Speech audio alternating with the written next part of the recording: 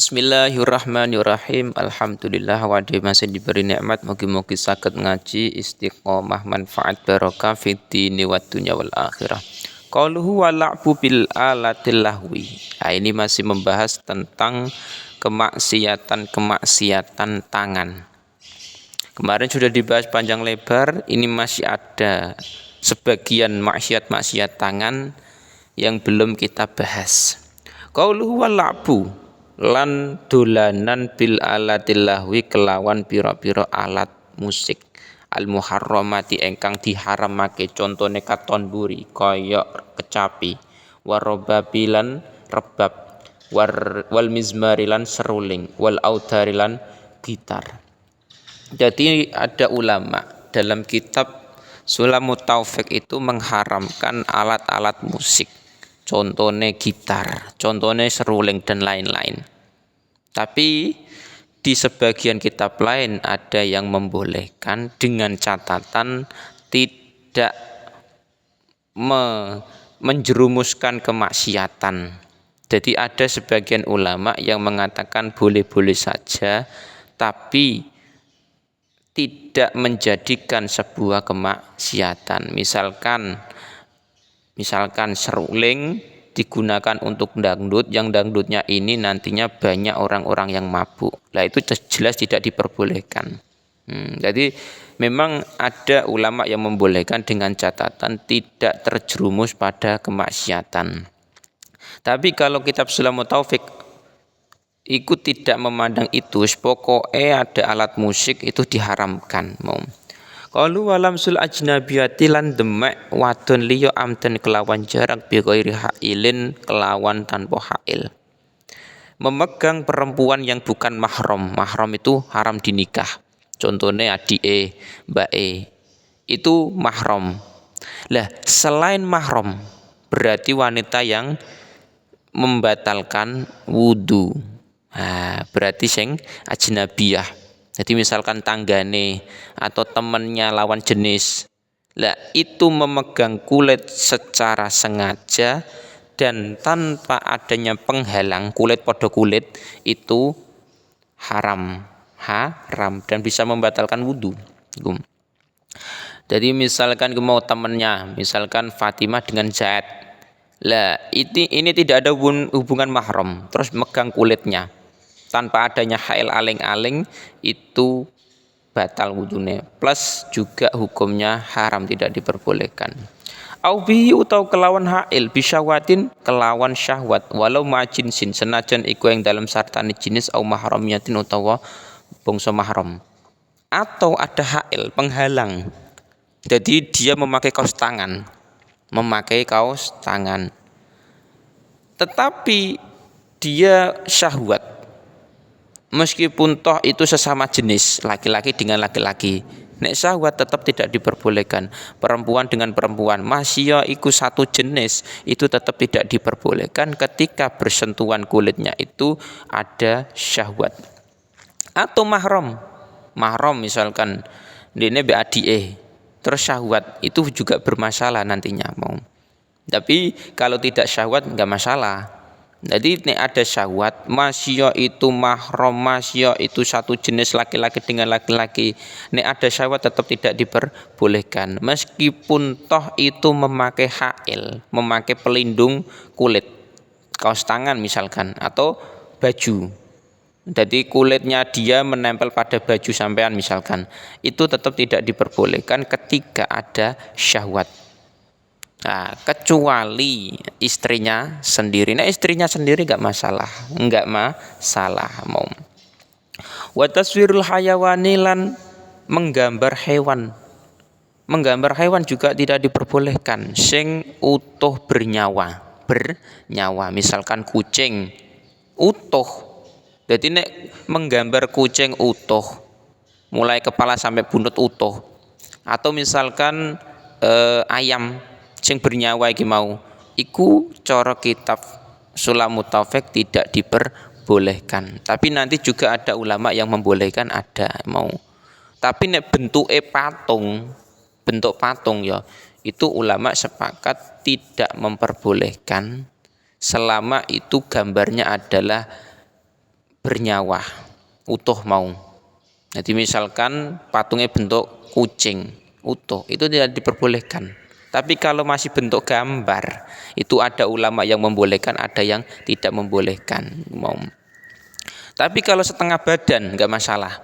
Setengah badan koyok foto KTP, itu kan fotonya orang bernyawa. Nah, foto KTP itu cuma setengah badan, itu nggak masalah mau. Terus waman zakati lan nyegah zakat au ba'di atau sebagian zakat ba'dal wujub yang dalam sause wajib wa tamakun lan memungkinane. Jadi ada orang sudah berkewajiban zakat, jadi coro dekne wis memenuhi kriteria zakat, sudah satu nisab, sudah ini dan lain-lain. Terus dia tidak mau mengeluarkan zakat.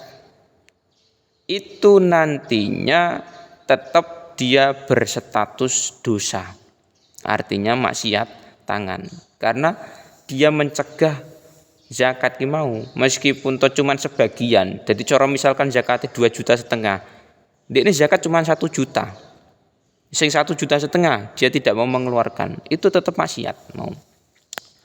Wa ikhraju malan ngetokake perkara layu jizyu ingkang ora nyukupi apa ma'au tauha utawa ngewehake zakat man ing wong layas tahiku ingkang ora ngehaki sapa man ha ing zakat wa man ul ajir lan nyegah wong kang buruh ujra tau ing upahe ajir. Termasuk lagi maksiat adalah mengeluarkan sesuatu zakat yang tidak mencukupi. Jadi kriteria zakat kan ada kriterianya. Zakat beras itu yang bagaimana kriterianya? Apakah beras iki mau utuh atau berasnya sudah dibuat bubur atau gimana dan lain-lain. Jadi ada kriterianya sendiri. Ketika seseorang mengeluarkan zakat beras itu beras yang bagaimana? Dia iki mau zakat kambing yang bagaimana? Nah, ini juga penting. Ketika memang yang dikeluarkan zakat itu tidak terpenuhi, tidak sesuai dengan kriteria mau, maka belum mencukupi. Artinya tetap masih menanggung dosa mau. Atau memberikan zakat tapi tidak pada orang yang berhak. Jadi asnaf zakat, orang yang berhak menerima zakat kan ada fakir miskin, ada sabilillah, terus ada gorim dan lain-lain. Nah, ternyata dia memberikan zakat itu pada orang yang tidak berhak. Misalkan orang kaya, penghasilan per bulan ini misalkan 50 juta. Dia orang kaya, bukan fakir miskin, bukan sabilillah, bukan gorim, pokoknya tidak termasuk orang-orang yang berhak menerima zakat. Kok kita beri zakat kepada mereka? Tidak sah. Tidak sah. Terus juga mencegah memberikan upah kepada buruh. Jadi misalkan ada orang yang kita pekerjakan. Nah, kita punya perusahaan atau punya toko. Terus ada 5 karyawan misalkan. Lah, ini 5 orang misalkan kok belum dibayar gajinya. Upah ini belum dibayar sampai berbulan-bulan, sampai bertahun-tahun. Maka itu termasuk maksiat. Karena apa? Mereka bekerja itu berhak menerima uang, menerima gaji atau upah.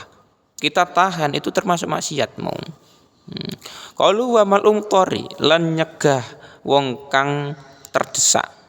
Maing berkarya sudu ingkang buntoni apa mahu ing man. Ing mutor.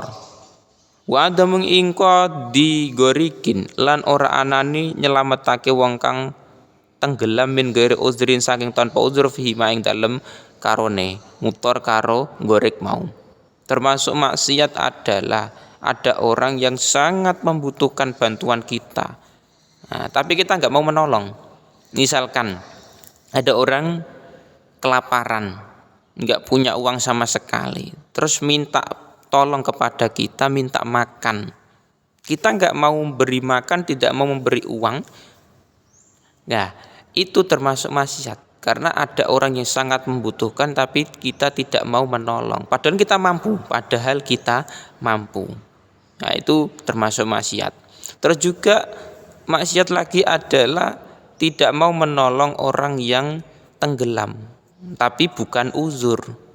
Jadi kita mampu menyelam, mampu berenang, bisa ahli berenang. Tapi misalkan ada orang tenggelam di kolam renang, terus kita nggak mau menolong sampai dia meninggal, itu termasuk maksiat. Beda kalau kita udzur, kita nggak bisa berenang, terus ada zat tenggelam di kolam renang, kita nggak menolong,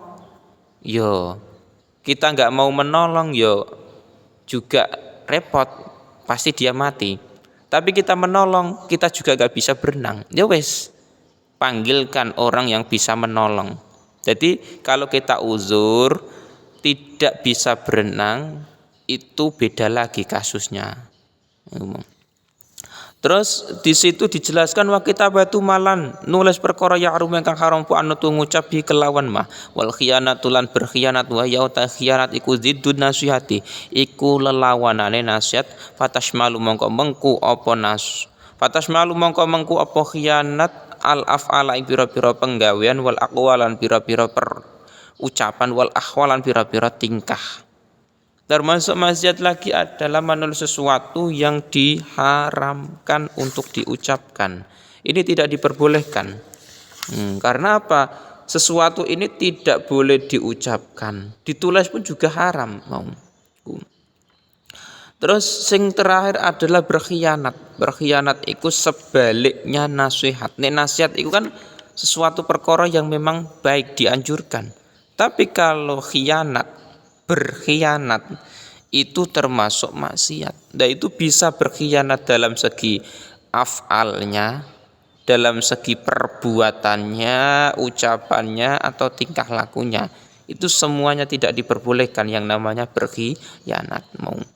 Jadi memang perkara-perkara yang ada pada maksiat ini itu sering terjadi pada seseorang kimau. Makanya kita perlu ngaji, kita hindari perkara-perkara yang dilarang dalam agama, terutama yang ada di dalam kitab Sulamut Taufik ini.